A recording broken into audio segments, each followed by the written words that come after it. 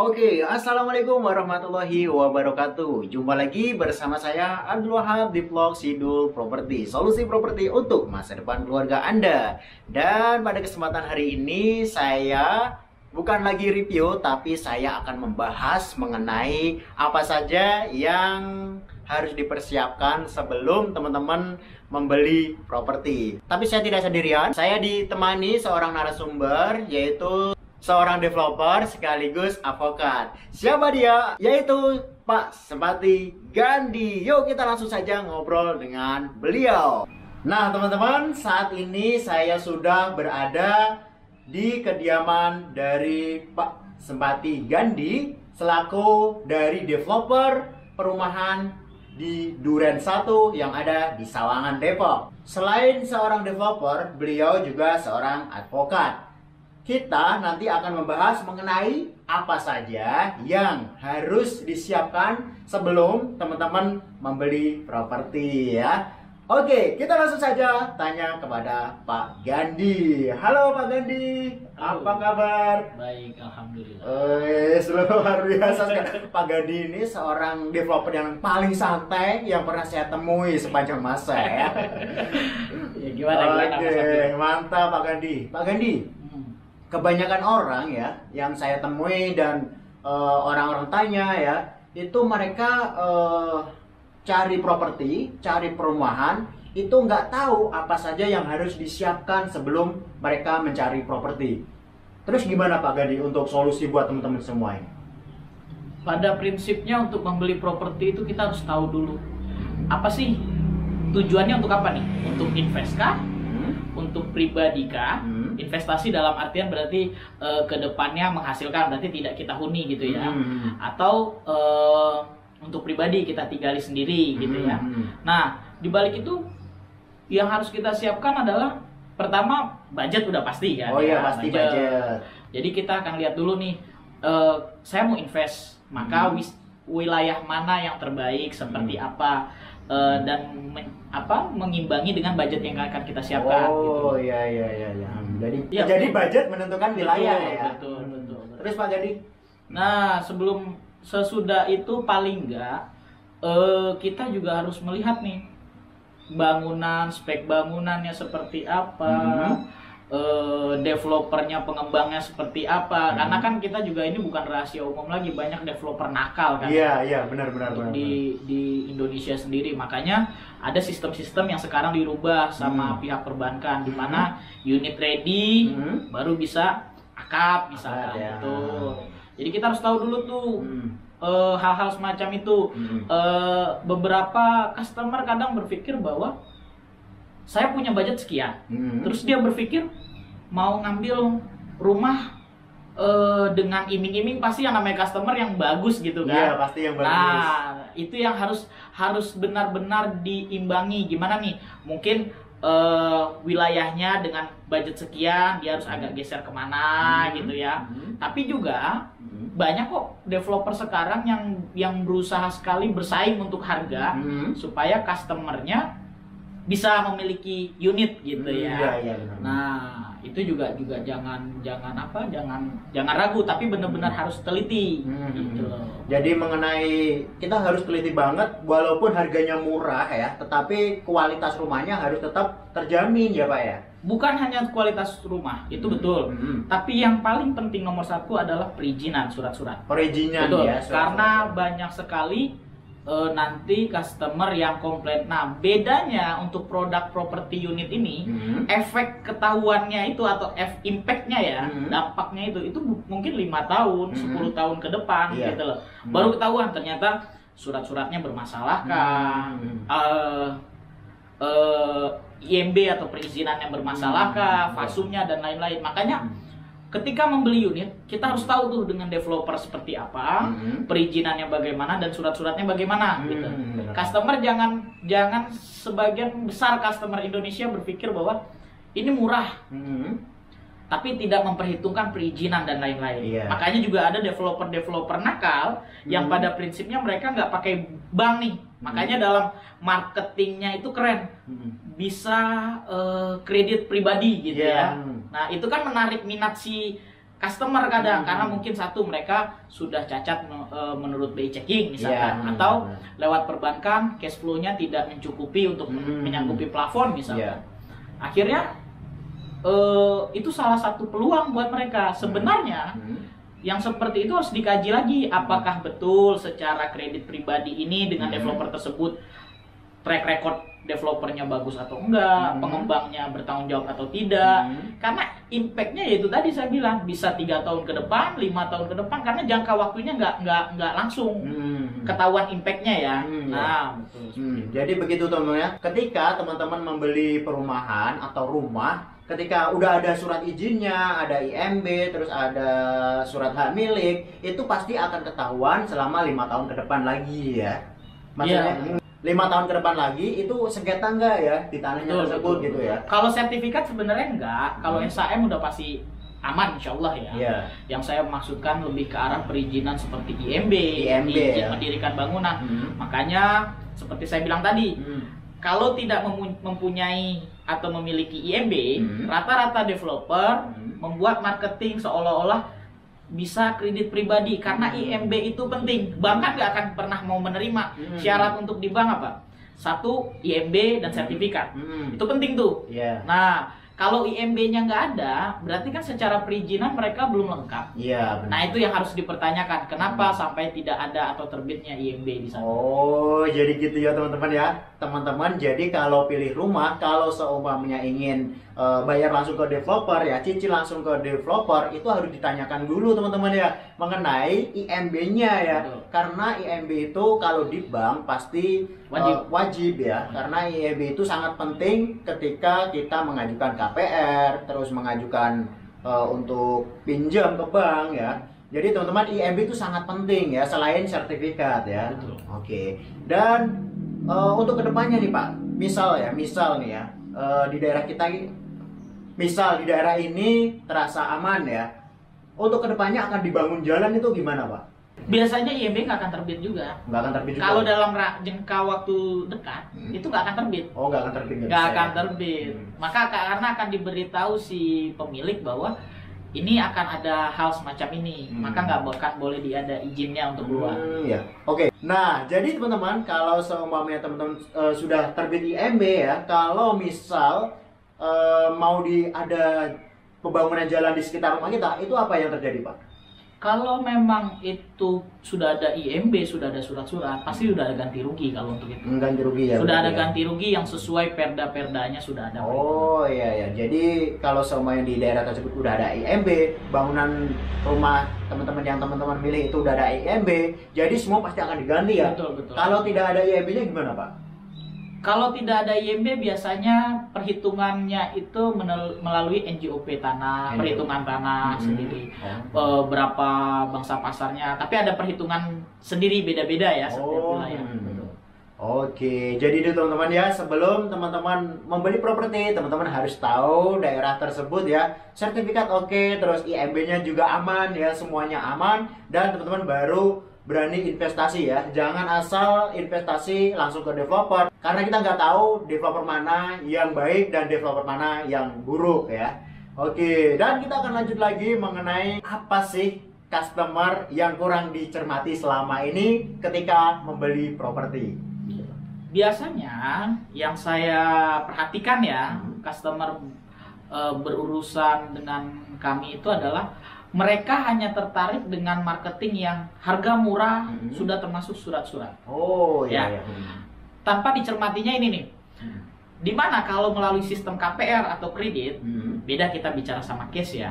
Nah, kalau sudah include dengan surat-surat, seperti apa? Karena kalau dengan KPR itu ada yang namanya SP3 atau SP3K ya. SP3. Surat penegasan pembiayaan perbankan gitu ya. Nah, surat tersebut ada biayanya juga, di mana di situ termasuk administrasi, provisi, biaya lain-lain, asuransi jiwa, kebakaran dan semuanya lah di sana. Nah, sometimes kalau developer atau marketing terlalu besar membuat minat customer itu ngerasa oh ini udah termasuk surat-surat. Customer kadang udah siap nih, berarti dengan saya siapkan DP sekian, udah all in semua misalkan. Ya sudah. Nanti ketika terjadi akad kredit, sudah ada surveyor, sudah ada analis yang udah bekerja, appraisal dan lain SP3 turun, berarti kan akad kredit. Nah, akad kredit tersebut tuh ada biaya lagi tambahan. Nah, itu yang kadang kurang dicermati oleh beberapa customer. Karena nanti lo katanya udah termasuk surat-surat, gitu kan? Ternyata yang dimaksud biasanya developer ini yang dimaksud dengan surat-surat adalah sudah notaris mungkin, biaya BPHTB, BPH gitu ya, pajak penjual, pajak pembeli dan lain-lain, tapi bukan biaya bank. Nah, itu yang harus dicermati. Makanya harus dicermati sudah include surat-suratnya apa aja, sudah termasukkah SP3 di dalamnya. Karena kalau tidak, berarti customer harus menyiapkan biaya SP3 untuk akad kredit dengan bank. Nah, itu teman-teman ya. Teman-teman kalau ditawarin salesnya atau penjualnya mengenai free biaya-biaya untuk surat-surat, dan jangan lupa tanyakan mengenai biaya SP3 ya Kak, SP3K ya. Ya, ada SP3K, ada SP3 lah. Oh, ada SP3K dan juga SP3 ya.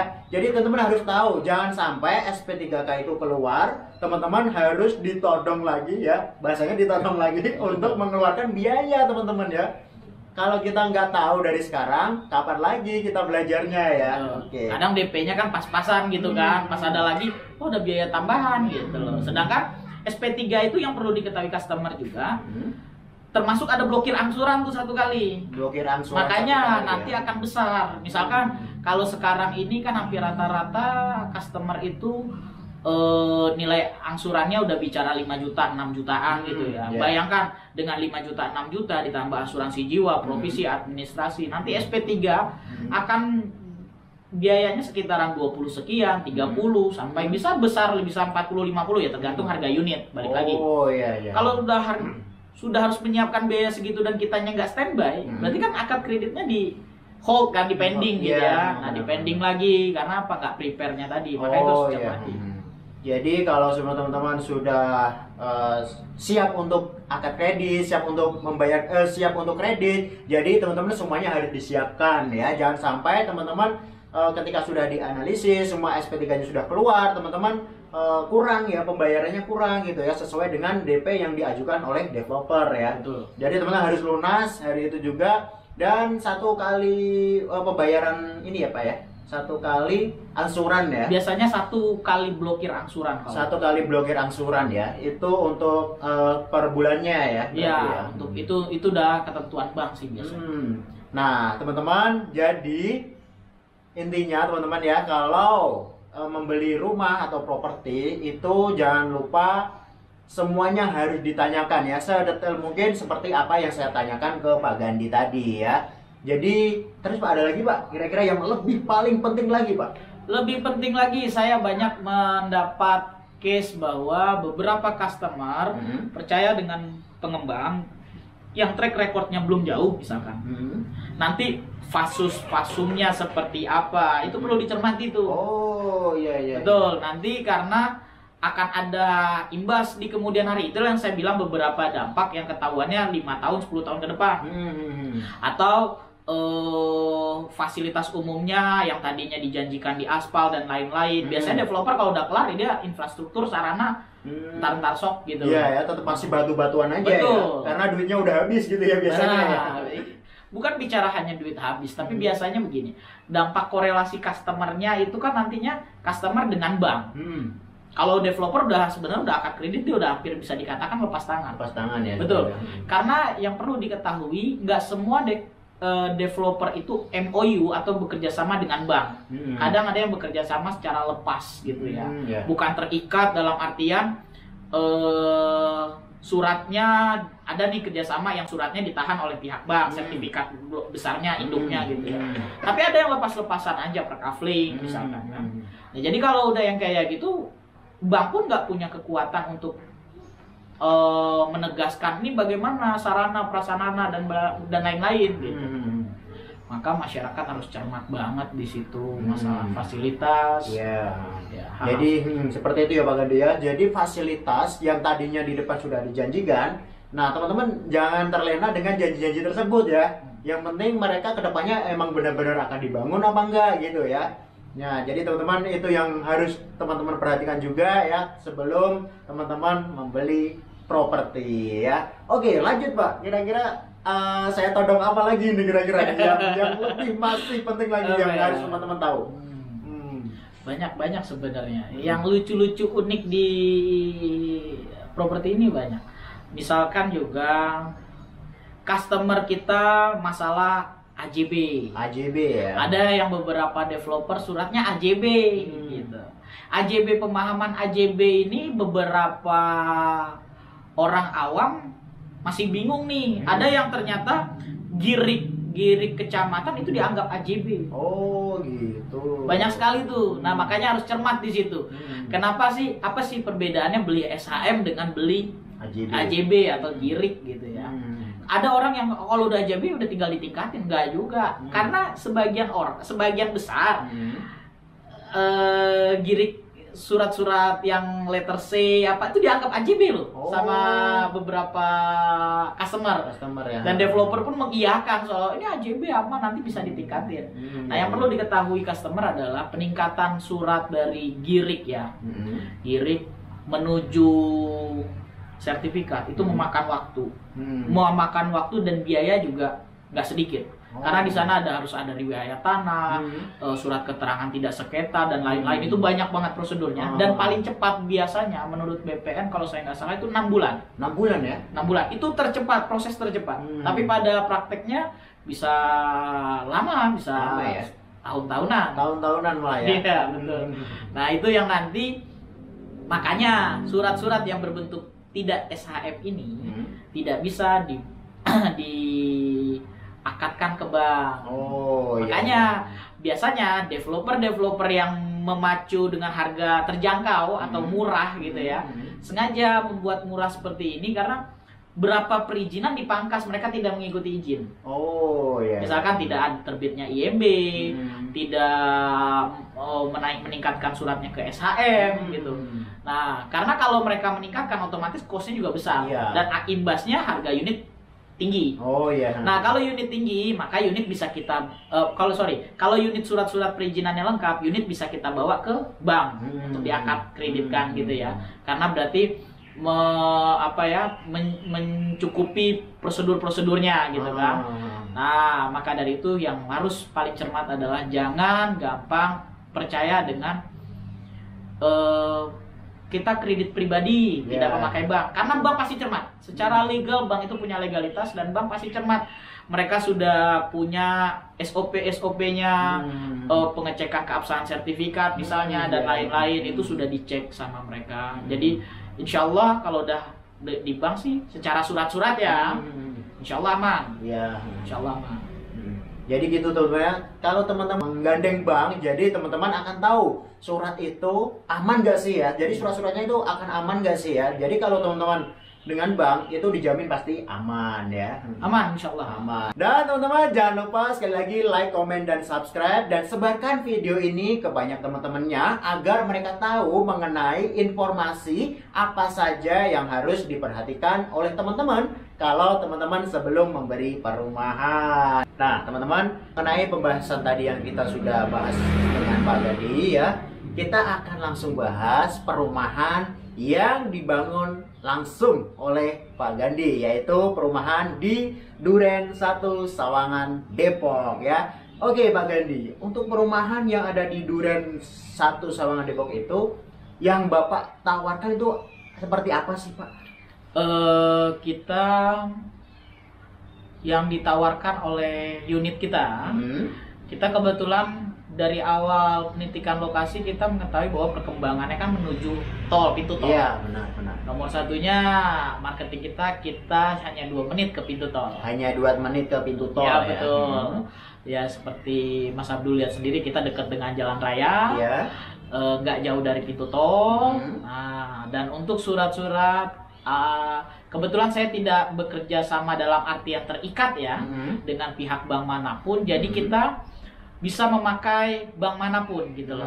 Bebas Karena ya. Karena sertifikatnya kita nggak bekerja sama, jadi nggak terikat gitu ya. Iya. Dan sertifikat kita sudah pecah per kafling. Sudah pecah per kafling. Betul, sertifikat kita udah pecah per kafling, IMB kita pun sudah pecah per kafling unitnya. Jadi seandainya ada customer yang punya saya mau dong pakai bank ini yang mungkin payroll-nya di sana atau banyak urusannya dengan bank tersebut, mempunyai kemudahan atau apa, kita bisa tinggal membantu secara formalitas surat-surat aja gitu. Jadi surat-suratnya bisa dibantu ya. Betul, kita tinggal kasih fotokopian sertifikat, IMB dan lain-lain. Kan bank tersebut berarti sudah mempunyai track record si nasabahnya gitu ya. Betul. Seperti itu. Jadi seperti itu teman-teman ya. Untuk kaflingnya sendiri itu sudah dipecah-pecah per masing-masing kafling ya Pak ya. Per unit, jadi betul, per kafling. surat-suratnya sudah pecah semua. Jadi teman-teman nggak perlu ngurus lagi, semuanya sudah aman ya. Dan untuk fasilitas sendiri Pak? Fasilitas, karena kita saat ini kan banyak banget ya. Jadi kita bikin cluster one gate system. Jadi kita memang sekarang ya untuk nyari lahan yang besar itu juga susah-susah gampang ya untuk developer, dan terus juga untuk mengenai harga tentunya. Apalagi di dekat tol ya. Apalagi di dekat tol, betul sekali. Jadi saya bermain cluster-cluster menengah kecil lah. Jadi kita bermain premium aja. Kita nggak yang cluster besar juga. Jadi saya hanya beberapa kafling, misalkan fasilitas kita one gate system, satu jalur dengan 12 unit misalkan di dalam sana. Dengan spesifikasi ya layaknya klaster gitu ya, bukannya rumah sederhana gitu ya. Dimana spesifikasi kita seperti bata merah, genteng kita juga genteng yang berkualitas. Ya bisa dilihat nanti di lokasinya. Oke, nanti teman-teman untuk mengenai lokasinya atau perumahannya saya akan bikin vlog di perumahannya dan akan saya upload juga di setelah video ini ya. Oke. Dan kita akan tahu ini Pak mengenai ketika kita beli rumah Pak ya di perumahan Durian 1 ini itu bisa custom bener nggak Pak? Betul. Kelebihan kita juga redesign. Betul. Redesign. Jadi memang IMB sudah kita ajukan dan udah keluar gitu ya. Makanya unit yang kita tawarkan adalah dengan luas bangunan 54. Nah, redesign tersebut itu bisa tampaknya seperti apa, tapi tidak menyalahkan aturan gitu ya. Atau seandainya ingin menambah luasan bagaimana? Nggak masalah. Nanti kita akan ajukan, kita tambahin lagi penambahan. Kebetulan kan untuk di wilayah kita masih bisa untuk 2-3 lantai. Oh, 2-3 lantai. Tapi kita tetap bermain 1 lantai dulu. Makanya kita bermain safety lah ya. Jadi kita redesign sesuai keinginan si customernya nanti. Dan teman-teman ketika sudah beli di situ dan ingin lantai 2 bahkan sampai lantai 3 itu bisa ya. Tapi untuk saat ini memang kita penjualannya 1 lantai ya. Dan kita akan tanyakan mengenai harga yang ada di perumahan Durian 1. Oke, Pak, untuk harganya sendiri itu berapa Pak kisarannya? Kisaran ya. Kebetulan kafling terkecil kami kan nggak kita variatif ya, nggak tipikal nih luasannya. Jadi terkecil kita itu 81. 81 ya. Terbesarnya tinggal 116. 116. Kafling tanahnya. Karena sudah sold 4 unit. 4 unit ya. Sudah sold 4 unit. Jadi harganya kalau KPR udah include sudah termasuk surat-surat. Sudah termasuk surat-surat bahkan SP3. Saat ini kita promo. Jadi harganya kisaran 700 sekian. 700 sekian ya. Sudah include semua. Sudah include. Jadi benar-benar customer tidak ada lagi nanti ketika akad mengeluarkan biaya tambahan. Itu udah kita yang tanggung. Udah kita yang tanggung. Cuman ada beberapa hal nanti yang note-nya bahwa misalkan blokir angsuran. Itu kita memang nggak tanggung karena itu kewajiban si customer kan. Tapi provisi administrasi insya Allah kita yang tanggung.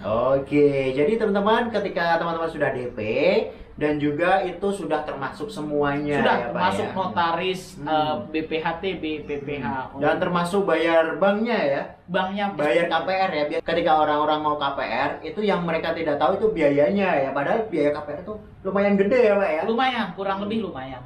Ya, jadi di sini semuanya di perumahan Duren 1 itu sudah free semuanya. Tunggu apa lagi teman-teman? Ketika teman-teman sudah melihat video ini, jangan lupa kirimkan pesan atau kirim WA ke nomor yang ada di kolom deskripsi ya. Dan juga teman-teman bisa komen di bawah ini ya. Teman-teman, kalau teman-teman mencari perumahan yang ada di Sawangan Depok, jadi teman-teman langsung saja menuju ke klaster Geraha Duren 1 Sawangan Depok ya. Dengan developernya langsung Pak Gandhi ya. Oke, terima kasih banyak Pak Gandhi. Sama-sama, Mas. Mudah-mudahan bermanfaat buat teman-teman semua ya. Sama-sama. Sudah menemani kita semua. Dan terima kasih banyak teman-teman semua. Jangan lupa sekali lagi like, komen, dan subscribe ya. Dan sebarkan video ini ke banyak teman-temannya agar mereka tahu mengenai hal-hal apa saja yang mereka harus tahu sebelum mereka membeli properti ya. Terima kasih banyak. Saya Abdul Wahab dan Sempati Gandhi. Sempati Gandhi. Oke. Wassalamualaikum warahmatullahi wabarakatuh. Dah.